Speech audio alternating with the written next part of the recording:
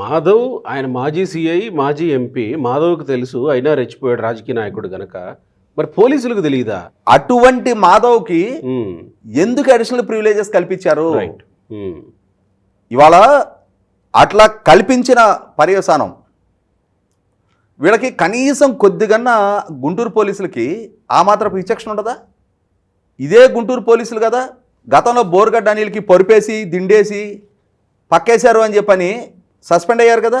Correct. ఇదే గుంటూరు పోలీసులు కదా రాజమండ్రి తరలిచ్చే సందర్భంగా క్రాస్ రోడ్స్ రెస్టారెంట్లో బోర్గడ్డ అనిల్తో పాటు బిర్యానీలు తిన్నారు అని చెప్పని 6 ఒకేసారి సస్పెండ్ అయ్యారు కదా. అక్కడే ఫోన్ కూడా మాట్లాడాడు. అవును. అంటే ఓవరాల్గా మరి బోర్గడ్డ అనిల్ ఇంపాక్ట్ ఓ 10-12 మంది సస్పెండ్ అయ్యారు.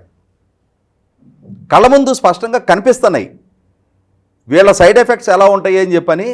వీళ్ళ సహవాస దోష పర్యవసానం బాధితులుగా మారిన తమ తోటి సహచరుల కళ్ళ ముందు కనిపిస్తుండగా మళ్ళీ ఎందుకు ఈ గోరంట్ల మాధవ్ అంటే ఇవాళ ప్రపంచం కళ్ళు మూసుకుంది అనుకుంటున్నారా?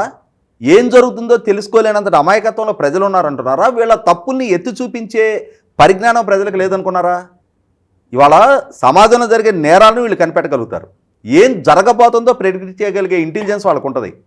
అదే సందర్భంలో వాళ్ళు ఏం చేస్తున్నారు అనేది కూడా నిశ్చితంగా ప్రజలు గమనిస్తూ ఉంటారు. ఇవాళ సోషల్ మీడియా అవేర్నెస్ పెరిగింది. ప్రతి చిన్న ఇష్యూని కూడా, చాలా మైన్యూట్ ఇష్యూని కూడా మ్యాగ్నిఫై చేసి ప్రజల ముందు నగ్నంగా నిలబట్టగలిగే పరిజ్ఞానం ఇవాళ సోషల్ మీడియాకు ఉంది. ఇందులో ఏమి కానిస్టేబుల్ కాదు కదండి. ఒక డిఎస్పీ, 3 సిఐలు, 2 ఎస్ఐలు, మిగతా వాళ్ళు కానిస్టేబుల్. అంటే అన్ని ర్యాంకుల వాళ్ళు ఉన్నారు మీకు హైరార్కీ ప్రకారం. అంటే ఇక్కడ గమనించుకోవాల్సింది ఏంటంటే జగన్మోహన్ రెడ్డి గారి సైడ్ ఎఫెక్ట్స్, ఇప్పుడు దాకా మనం Borugadda Anil side effects, Gorantla Madhav side effects మాట్లాడుకున్నాం. ఓవరాల్గా రాష్ట్రానికి జగన్మోహన్ రెడ్డి గారు ముఖ్యమంత్రిగా ఉన్న రోజుల్లో ఆయన నాయకుల సహవాస దోష పర్యవసానం ఉరవకొండ ఈఆర్ఓగా పనిచేసిన అనంతపూర్ జెడ్పీసీఓ భాస్కర్ రెడ్డి సస్పెండ్ అయ్యాడా? ఓట్ల తొలగింపులు చేర్పులు అక్రమాలకు పాల్పడి అక్కడ విశ్వేశ్వరరెడ్డికి సహకరించిన పర్యవసానం. ఆయన కంటే ముందు పనిచేసిన మహిళాధికారిని తర్వాత బాపట్ల హెచ్ఆర్డీ సెంటర్కి ట్రాన్స్ఫర్ అయ్యి ఉందామె, ఆమె సస్పెండ్ అయిందా?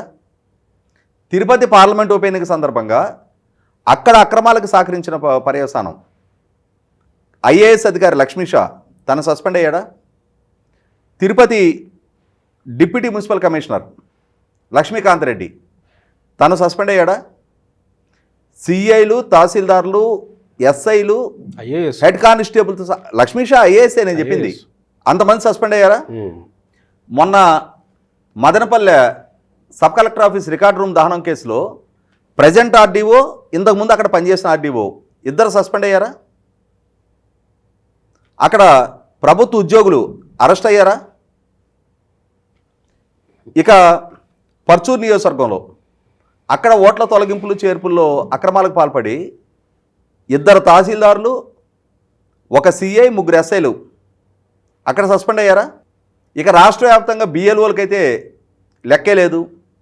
వీటికి తోడు రఘురామకృష్ణరాజు గారి కస్టడీ టార్చర్ కేసులో విజయపాలు అరెస్ట్ అయ్యి జైలుకి వెళ్ళాడు. డాక్టర్ ప్రభావతి ఇవాళ విచారణ ఎదుర్కొంటా ఉంది. PSR Anjaneyulu, PV Sunil Kumar accused number 1 and 2గా కేసులో ఇన్వాల్వ్ అయి ఉన్నారు. కాదంబరి జత్వాని కేసులో కాంతిలాల్ రాణా టాటా, పిఎస్ఆర్ ఆంజనేయులు, విశాల్ గున్ని సస్పెన్షన్లో ఉన్నారు, అక్యూజ్డ్గా ఉన్నారు. అక్కడ కొంతమంది సిఐలు, ఏఎస్పీ స్థాయి అధికారి కూడా సస్పెండ్ అయి ఉన్నాడు. అంటే జగన్మోహన్ రెడ్డి గారితో సహవాస దోష పర్యవసానం, వాళ్ళ నాయకులకి వాళ్ళ ఆదేశాలు శిరసాహించిన పర్యవసానం, వాళ్ళ తప్పుల్లో భాగస్వాములైన పర్యవసానం, ఇంతమంది వాళ్ళ కెరీర్లు పణంగా పెట్టబడ్డాయి. 982 మంది వాలంటీర్లని ఎలక్షన్ కమిషన్ కేసుల్లో ఇన్వాల్వ్ చేసింది, కేసుల్లో బుక్ చేసింది. వైసీపీ పార్టీ ప్రచారంలో పాల్గొంటున్నారు అని చెప్పని రాష్ట్ర వ్యాప్తంగా చాలామంది 100 మంది బిఎల్ఓలు వాళ్ళు సస్పెన్షన్కి గురయ్యారు. జగన్మోహన్ రెడ్డి గారి ఆదేశాలు పాటించి ఆ ఓట్ల తొలగింపులు చేర్పులు అక్రమాలకు పాల్పడ్డ నేపథ్యంలో ఇంత పెద్ద కొండవీటి చేంతాడంత లిస్టు కళ్ళ ముందు కనిపిస్తాను. నాకు కూడా ఈ డిఎస్పీకి, ఈ 3 సిఐలు, 2 ఎస్ఐలు, 5 కానిస్టేబుళ్ళకి ఇది మంచి కరెంటా చెడ్డ కరెంట్ అనేది ఆ మాత్రం జ్ఞానం ఉండద్దు. ఇవాళ అతను హోంకరిస్తాడు, హోంకరిస్తే అదే కిరణ్ హోంకరించినట్టయితే ఓర్చుకునేవాళ్ళ అంటే వీళ్ళు భయపడి అతనికి సహకరించారా లేదా మానవత దృక్పథంతో భయపడే మనం చూస్తున్నాం. అతను అక్యూజ్డ్గా ఉండి అరెస్ట్ అయ్యి ఉండి మీ కస్టడీలో ఉన్న వ్యక్తి అతను మిమ్మల్ని హోంకరిస్తుంటే అధికారులుగా మీరెందుకని నీళ్ళు నవ్వులుతూ ఉంటున్నారు? ఎందుకని ప్లీజ్ సార్ అని చెప్పని అందుకంటున్నారు? మనం గతంలో చూసాం, పిల్లి అనంతబాబు తానే డ్రైవర్ సుబ్రహ్మణ్యాన్ని చంపాను అని చెప్పని పోలీసులకు అడ్మిట్ అయ్యాడు. ఆ బాడీని తీసుకెళ్ళి వాళ్ళ కుటుంబానికి బాహాటంగా తన కారులో తీసుకెళ్లి హ్యాండ్ ఓవర్ చేసిన బరితెగింపు ప్రవర్తించాడు.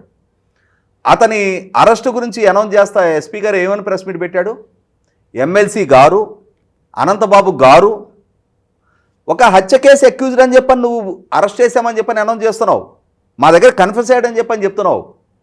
ఈ గారెలు ఎందుకు? మేబీ అతను ఎమ్మెల్సీ అయితే అయి ఉండొచ్చు. అయితే ఒక వ్యక్తిని హత్య చేసి అక్యూజ్డ్గా నీ ముందు ఒక దోషిగా నిలబడున్న వ్యక్తికి ఎందుకు ఈ ఊడిగం చేస్తున్నారు? సామాన్యుడు ఇవాళ ఏదైనా ఒక చిన్న కేసులో ఒక గ్రామీణ ప్రాంతంలోనో లేదా ఒక పట్టణంలోనో అతను ఏదైనా ఒక చిన్న తప్పు చేయగానే ఎక్కడ లేని వీరత్వం ప్రదర్శిస్తారే, ఎక్కడ లేని పౌరుషం మొత్తం తన్నుకుంటూ వస్తుంది. మీ వాహనం మీద దాడి చేసిన వ్యక్తిని మేబీ అతను మాజీ పోలీస్ అధికారి అయితే మాత్రం మీరెందుకు అతని పట్ల మెహర్బానీ ప్రదర్శించాలి? మీ గౌరవాన్ని అతను కాపాడాలా? డ్యూటీలో ఉన్న మిమ్మల్ని మేము రాజకీయ నాయకులు ఏమైనా చేయగలమని చెప్పని మీడియా ముందు సమాజం ముందు అతను మిమ్మల్ని ఎక్స్పోజ్ చేస్తున్నాడు. బట్టలోడు తీసి రోడ్డు మీద నుంచో పెడతామంటున్నారు, అంతర్యుద్ధం చేస్తానంటున్నాడు మాధవ్. అటువంటి వ్యక్తి విషయంలో ఎందుకు అడిషనల్ ప్రివిలేజెస్ కల్పిస్తూ ఉన్నారు? దాని పర్యవసానం మీ కెరీర్లు పణంగా పెట్టబడ్డాయా? రేపటి రోజున మీ కుటుంబ సభ్యులు అడుగుతారు మిమ్మల్ని, ఎందుకు నీ మీద యాక్షన్ తీసుకున్నారు అని చెప్పని. మీ ఇంటి పక్క వాళ్ళు అడుగుతారు, మీ ఇంట్లో మీ సతీమణ్ణి, ఎందుకు మీ ఆయన మీద యాక్షన్ తీసుకున్నారని ఏమని చెప్పుకుంటారు వాళ్ళు? కరెక్ట్. కొంచెం డ్యూటీ మైండెడ్గా, కొంచెం వీళ్లతో సహవాస దోష పర్యవసానం ఎలా ఉంటుంది అనేది ఒక్కసారి రియలైజ్ అయ్యి మీ చుట్టూ పరికించి చూసుకొని ఈ బాధితులుగా మారిన వాళ్ళ పేర్లు మొహాలు ఒకసారి గుర్తు చేసుకుంటే ఆటోమేటిక్గా మీలోనే ఆ కరుకుదనం వస్తుంది. మెడమే చేసి ఒక తోపు దోసి వెళ్ళి కూర్చుంటాడు.